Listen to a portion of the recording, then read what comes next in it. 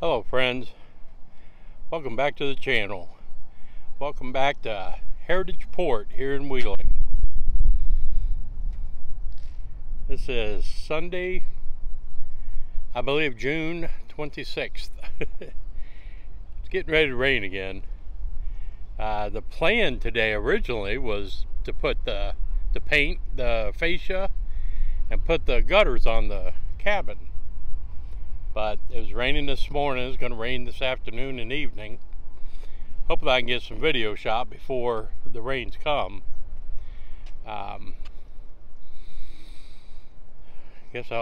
Tomorrow I'll be trying to do that. It's supposed to be cooler anyway. This cold front's coming in, it's bringing the rain. So it might be a little bit better out there. One of the things I wanted to talk about today is, I guess we're having an electricity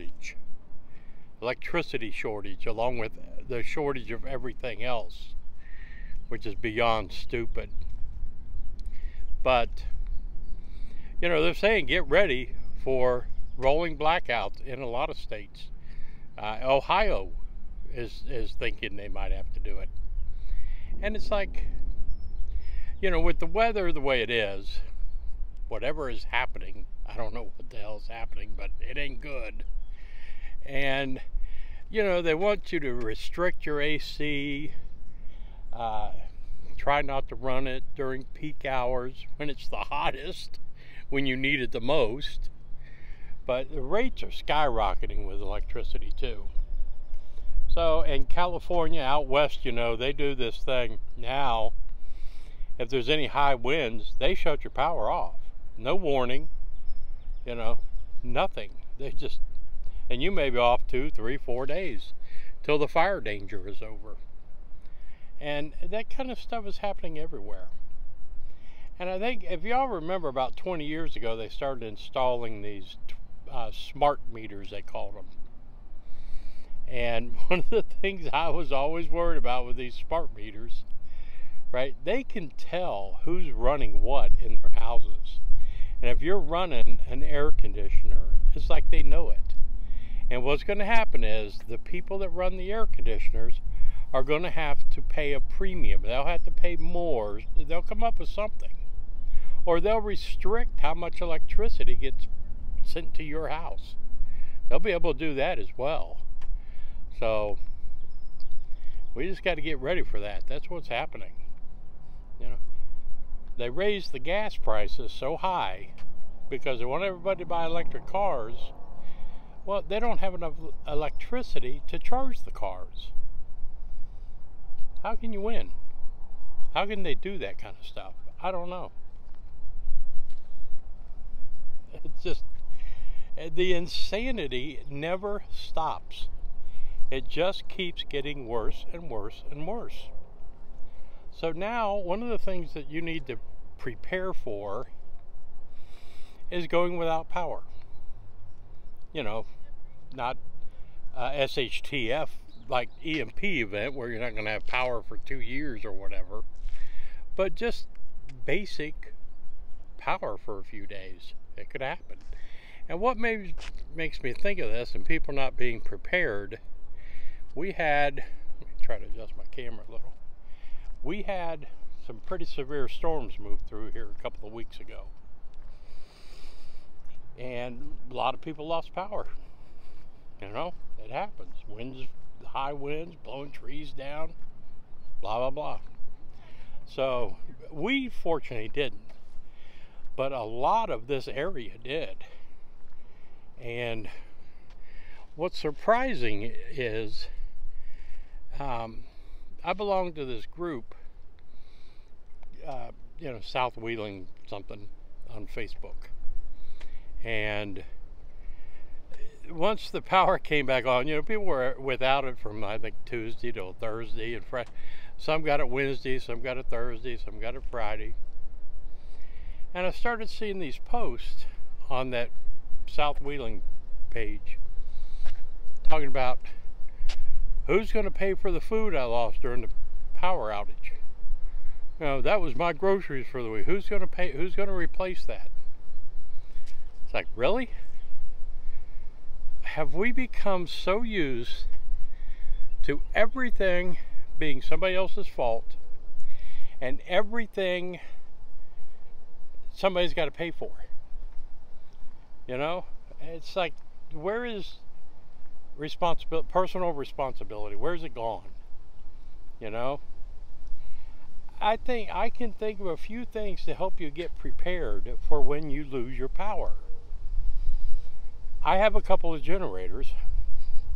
I have a couple of those power banks that'll keep the refrigerator going for a while, that I can recharge with solar if I don't have gas. I have a propane grill. I have a propane Blackstone. I have a charcoal grill. And it's like, we can cook if we have to. I'm fortunate that I have these things. Some people don't. But if I didn't have that, I have friends. And if I had a freezer full of meat and no power, I could take it to a friend's house and say, hey, keep this frozen for me at the cost of it, especially until the power comes back on. If that wasn't an option, I've got coolers. I'll go to the store and buy ice and keep my stuff packed in ice, anything to keep from losing that. But I'm not going to get on social media and cry and say somebody needs to replace my groceries. You know, I don't know. That just blew me away, that's the way people think. You know, it was an insurance company will call it an act of God. You know, now if AEP was working on lines or something and they killed the power by accident and they caused it, you know, perhaps you could file a claim with them for your food that you lost. But, you know, it blows me away. But it does present an opportunity to talk about being prepared for losing the electric. Because that's going to happen. We're all going to face it. And people need to be prepared, I would think. I don't know. I love it down here on the river. This is just so great. And that over there, for those who don't know, this is the Ohio River. That is not Ohio across the river there. That is Wheeling Island. Now, the hills you see back there, let me get it turned around, the further back from the island, that's Ohio. But Wheeling the Ohio River has a big island in the middle of it. The Wheeling Island Casino, hotel and casinos down at the south end of the island. But you can kind of see where the island ends at. And it goes way up north here for a ways. And the suspension bridge is the bridge that takes you to Wheeling Island. Now it's closed down to traffic right now because of problems. It's 170 years old, that bridge is. And they're working on it. The blue bridge on the other side of the suspension bridge, that's I-70. That'll take you to the island and into Ohio. But yeah, most people don't know Wheeling has the Ohio River has islands in it that people live on. You know, they have the fire department, you know, part of Wheeling Fire Department at the station over there, police, you know. But, and from what I understand, back in the day, that used to, if you can see those houses, they have piers and everything. That was like a resort, vacation homes and stuff. And people would come to Wheeling Island on vacation in summer and boat on the Ohio. Now it's pretty much not that anymore. It's a lot of crime, a lot of drugs, a lot of flooding. So I don't live over there. Let's see, what else can we talk about? There isn't too much else to talk about. Let me walk up the steps here and show you a couple of the monuments I didn't show in my last one.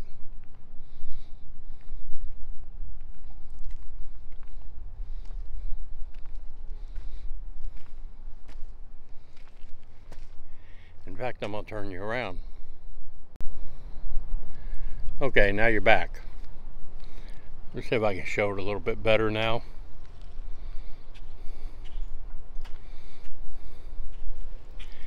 I came up off the wooden piers there.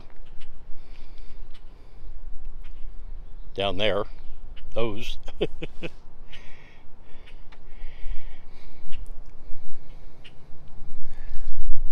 Trying to get used to this gimbal. Don't remember which way to toggle the switch. Let's go up these steps.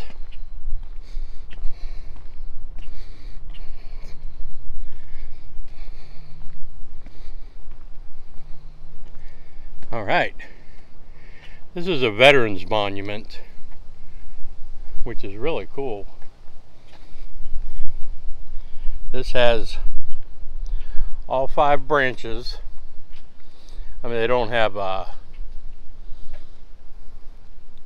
the Space Force on here yet, but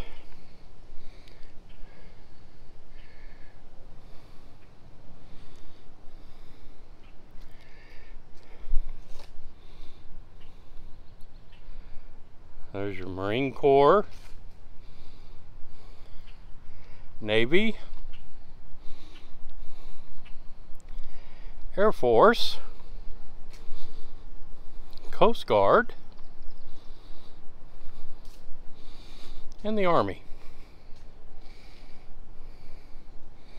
And then over here we have all of the wars that have been fought. Let me get in there and get a better view.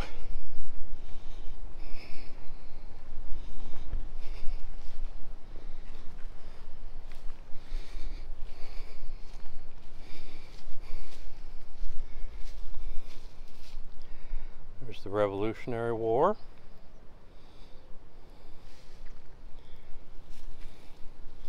The War of 1812. The Mexican War.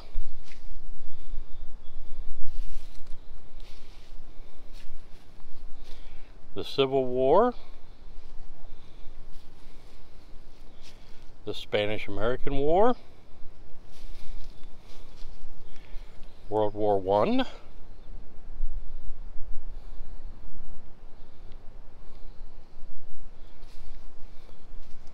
World War II. The Korean War.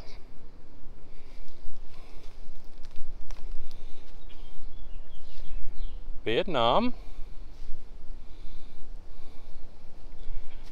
Desert Shield, Desert Storm, and Operation Iraqi Freedom.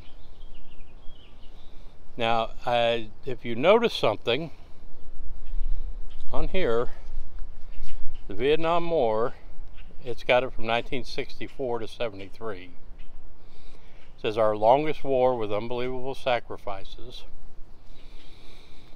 Then if you look at the global war on terrorism, it's from 2001, obviously September 11th, to date. It hasn't ended yet.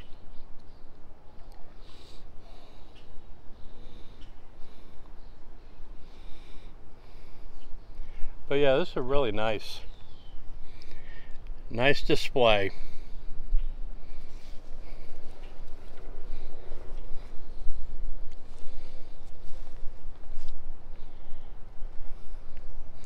I'll walk you around here. this impromptu tour. I wasn't planning on this, but I hope you enjoyed it. I hope you stuck around long enough for it.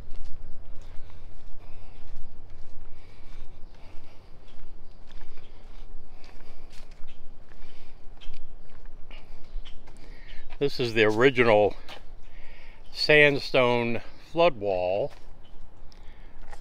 It's downtown up above it, but this was the flood wall from, I don't know, the 1830s, 1840s, 1850s. They keep adding to it, but that's what all this is. And you see these giant iron rings. Ships used to tie up to this. So the river,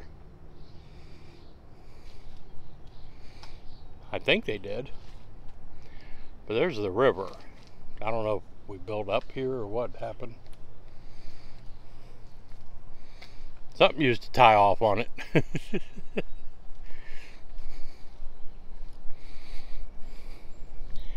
And this was a monument put here by the American Legion. I believe it was the Legion.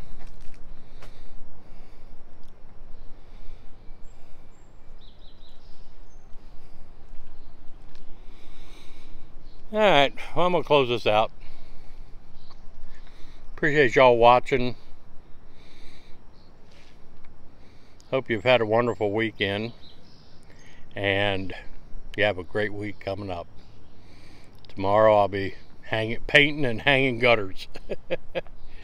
It's supposed to be a lot cooler, so it'll be more fun that way. But this is Joe out here at Heritage Port in Wheeling, West Virginia. I'm out.